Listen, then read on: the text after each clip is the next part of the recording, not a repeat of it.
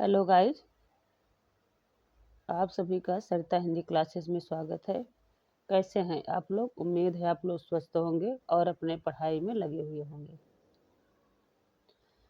तो आज हम लोग प्रैक्टिस नंबर 7वें का दूसरा भाग प्रैक्टिस करेंगे। प्रैक्टिस हम लोग प्रैक्टिस 6 कर चुके हैं, पूरा कंप्लीट हो गया 125 क्वेश्चन तक, और 7वां अब हम लोग प्रैक्टिस करेंगे। तो 7वें में पहला भाग हम लोग प्रैक्टिस कर चुके हैं, प्रश्न नंबर 1 से 25 तक। आज हम लोग प्रैक्टिस नंबर दूसरा करेंगे, दूसरा भाग, यानी कि प्रैक्टिस नंबर 7वें का दूसरा भाग करेंगे, जिसमें प्रश्न नंबर 26 से 50 तक रहेगा। तो ज़्यादा बड़ा वीडियो नहीं बनाती हूँ, क्योंकि ज़्यादा बड़ा वीडियो हो जाता है तो आप लोग देखते भी नहीं, फिर ऊब जाते हो। छोटे छोटे वीडियो बनाते हो ताकि एक ऊपर से छूटे ना। 20-20, 25-25 क्वेश्चन के मेरे वीडियो रहते हैं, और सभी प्रश्न बहुत ही एथेंटिक रहते हैं। इसलिए आप लोग एको भी प्रश्न मिस मत करिएगा। पूरी वीडियो बड़े ध्यान से देखिएगा, स्किप मत करिएगा, नहीं तो नुकसान आप लोगों को हो जाएगा, इसमें मेरा कुछ नहीं जाएगा। तो आप लोग जितना मैं प्रश्न करा रही हूँ, वो एक नोट्स बनाते जाइए, एक एक प्रश्न उसमें नोट्स बनाते जाइए, अब उसका रिवीजन करते रहिए। तो अगर आप लोग हमारे चैनल पर नए हो तो प्लीज़ मेरे चैनल को सब्सक्राइब कर लीजिएगा और बेल आइकन प्रेस कर लीजिएगा, ताकि जब भी मैं वीडियो डालूँ तो आपके पास नोटिफिकेशन तुरंत पहुंच जाए। मेरा वीडियो अब 4 से 5 के बीच में आप लोग पास पहुंच जाएगा। मैं अब 4 से 5 के बीच में अपलोड करूंगी वीडियो। तो ज़्यादा समय न लेते हुए अपने प्रश्न की ओर चलते हैं। सॉरी दोस्तों, तबीयत भी नहीं सही है, लेकिन आप लोगों के लिए मैं रोज़ वीडियो अपलोड कर रही हूँ, ताकि आप लोगों का पढ़ाई में डिस्टर्ब न हो। तो प्रश्न नंबर हमारा 26वां क्या कह रहा है, देखते हैं कि अरिमा के रचनाकार हैं प्रसाद, पंत, निराला, उग्र। तो अरिमा किसकी रचना है? ये निराला जी की है। तीसरा ऑप्शन हमारा सही हो जाएगा, निराला। अगला प्रश्न देखते हैं। पंत को छायावाद का जनक माना है कि किसने माना है? इलाज चंद्र जोशी, नगेंद्र, राम कुमार वर्मा, नंदुलारे वाजपेयी। पंत को छायावाद का जनक किसने माना है? नंदुलारे वाजपेयी। तो चौथा ऑप्शन हमारा सही हो जाएगा।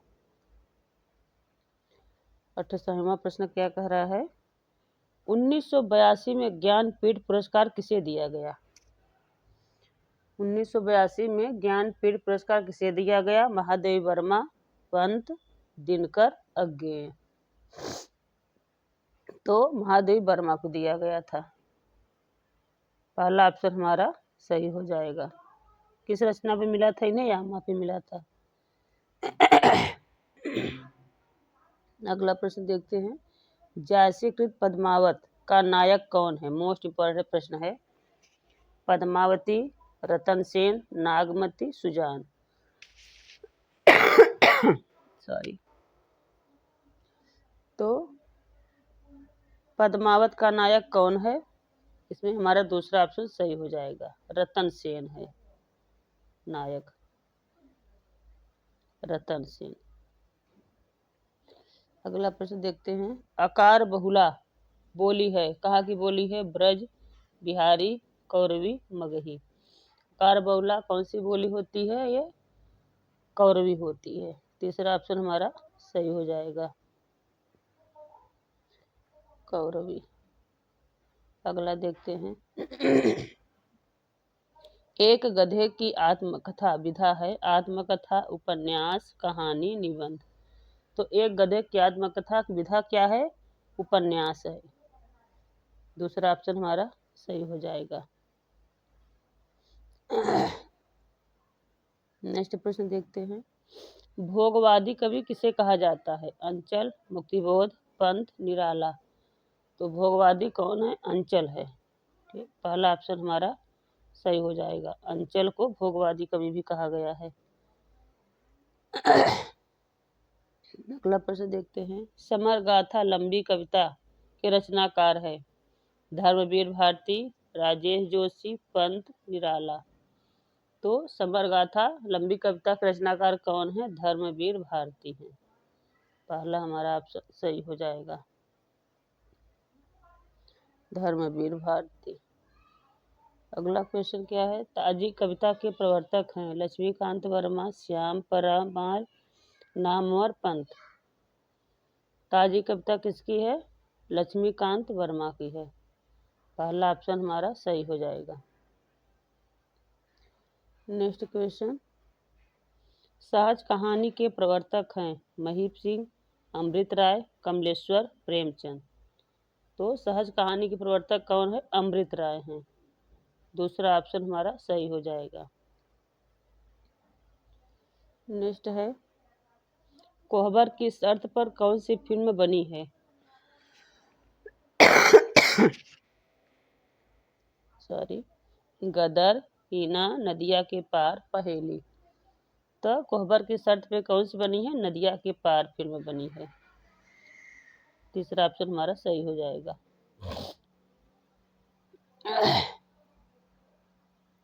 नेक्स्ट क्वेश्चन देखते हैं, कंसवध में कितने सर्ग हैं?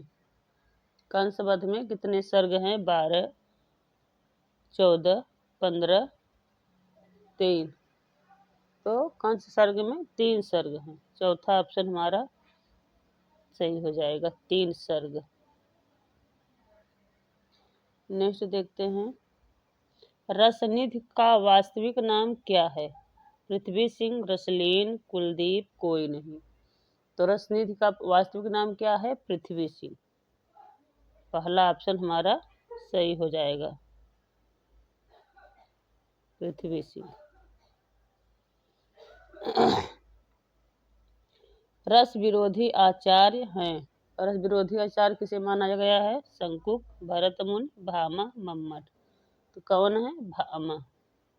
तीसरा ऑप्शन हमारा सही हो जाएगा, भामा है। अगला प्रश्न है हमारा, शब्द शक्ति कितने प्रकार की होती है? 3, 5, 8, 12। तो इसका सही उत्तर क्या हो जाएगा? शब्द शक्ति 3 प्रकार की होती है। पहला ऑप्शन हमारा सही हो जाएगा, 3 प्रकार। अगला है, भरत मुनि ने गुणों की संख्या मानी है। कितनी मानी है? गुणों की संख्या 3, 10, 5, 20। तो भरत मुनि ने गुणों की संख्या 10 मानी है। दूसरा ऑप्शन हमारा सही हो जाएगी। चलिए अगला प्रश्न देखते हैं, अक्षर या स्वर मैत्री का दूसरा नाम है? अक्षर या स्वर मैत्री का दूसरा नाम क्या है? लय, मात्रा, गण, तुक। तो क्या है इसका दूसरा नाम? तुक है। चौथा ऑप्शन हमारा सही हो जाएगा, तुक। अगला क्वेश्चन देखते हैं, रूठी रानी उपन्यास किसका है? प्रेमचंद, चतुरसेन शास्त्री, उग्र, निराला। तो रूठी रानी किसका है? ये मुंशी प्रेमचंद का है। पहला ऑप्शन हमारा सही हो जाएगा, प्रेमचंद। अगला प्रश्न देखते हैं, कविप्रिया कहानी के लेखक हैं? कविप्रिया कहानी किसकी है? केशवदास, अजय, निराला, उग्र। कविप्रिया कहानी किसकी है? अज्ञेय का है। ठीक, इसमें अजय लिख गया है। ठीक, क्या होगा? अज्ञेय। गलत हो गया है ये, अज्ञेय का। ठीक, दूसरा ऑप्शन हमारा सही हो जाएगा। एक बार फिर समझ लीजिए, इसमें दूसरा जो ऑप्शन है हमारा सही होगा। यहाँ अजय लिख गया है, यहाँ होगा अज्ञेय। ठीक, कविप्रिया कहानी अज्ञेय का है। तो ये मत सोचिएगा, बहुत से बच्चे क्या है कि कमेंट करते हैं कि मैडम गलत है, ये कविप्रिया केशव दास की है। तो केशव दास का बच्चों गाइस, जिसमें केशव दास की काव्य है, यहाँ कहानी पूछा गया है। पिछले हम लोग प्रैक्टिस में, चौथे प्रैक्टिस में कराए थे, उसमें एक प्रश्न था, पंच परमेश्वर निबंध किसका है? कोई लोग कह रहे थे कि पंच परमेश्वर मुंशी प्रेमचंद की है, लेकिन मुंशी प्रेमचंद की कहानी है पंच परमेश्वर, और निबंध किसका है? ये प्रताप नारायण मिश्र का था। तो इसी प्रकार से यहाँ भी काव्यप्रिया कहानी पूछा है। जब काव्य पूछेगा कविप्रिया काव्य, तब केशवदास आएंगे। यहाँ जब कहानी दे दिया है तो ये अज्ञेय की कहानी है कविप्रिया। ठीक, तो ऐसे कंफ्यूजन बहुत होते हैं, तो इस कंफ्यूजन को दूर करने के लिए मैं ऐसे प्रश्न लेके आती हूँ, ताकि आप लोग कंफ्यूजन दूर हो और गलत क्वेश्चन न करके आओ। ठीक, अगला प्रश्न देखते हैं। राम किस प्रकार के नायक हैं? धीरोदत्त, धीर ललित, धीर प्रसन्न या धीरोवदत्त? तो इसमें हमारा कौन सा ऑप्शन सही हो जाएगा? राम कैसे नायक हैं? धीरोदत्त हैं। पहला ऑप्शन हमारा सही हो जाएगा, राम धीरोदत्त हैं, नायक हैं। अगला प्रश्न देखते हैं। काव्य हेतु की संख्या कितनी मानी गई है? काव्य हेतु की संख्या कितनी मानी गई है? 3, 5, 8, 10। तो काव्य हेतु की 3 संख्या मानी गई है। पहला ऑप्शन हमारा सही हो जाएगा, 3। अगला प्रश्न क्या कह रहा है? राष्ट्रीय भावना की जागृति ही कविता है। किसकी पंक्ति है? किसने कहा है? भूषण, दिनकर, निराला, महादेवी वर्मा। तो ये दिनकर जी ने कहा है। दूसरा ऑप्शन हमारा सही हो जाएगा, रामधारी सिंह दिनकर। अगला प्रश्न देखते हैं। ग का उच्चारण स्थान है। ग का उच्चारण स्थान क्या है? ताल, दंत, कंठ, मूर्धन्य। तो इसका मतलब तो क्या हो जाएगा? ग, सॉरी तीसरा कंठ। ग का उच्चारण स्थान क्या है? कंठ। सॉरी दोस्तों। अगला क्वेश्चन देखते हैं। कामायनी को मानव चेतना का विकास कहा है। किसने कहा है? नगेंद्र, पंत, शुक्ल या नंदुलारे? तो कामायनी को मानव चेतना का विकास किसने कहा है? डॉक्टर नगेंद्र ने कहा है। पहला ऑप्शन हमारा सही हो जाएगा, नगेंद्र। लास्ट देखते हैं प्रश्न क्या कह रहा है। कवि कल्पद्रुम के रचनाकार हैं। कवि कल्पद्रुम के रचनाकार कौन है? सेनापति, श्रीपति, कुलपति मिश्र या शुक्ल? तो कवि कल्पद्रुम किसका है? श्रीपति का है। दूसरा ऑप्शन हमारा सही हो जाएगा, श्रीपति।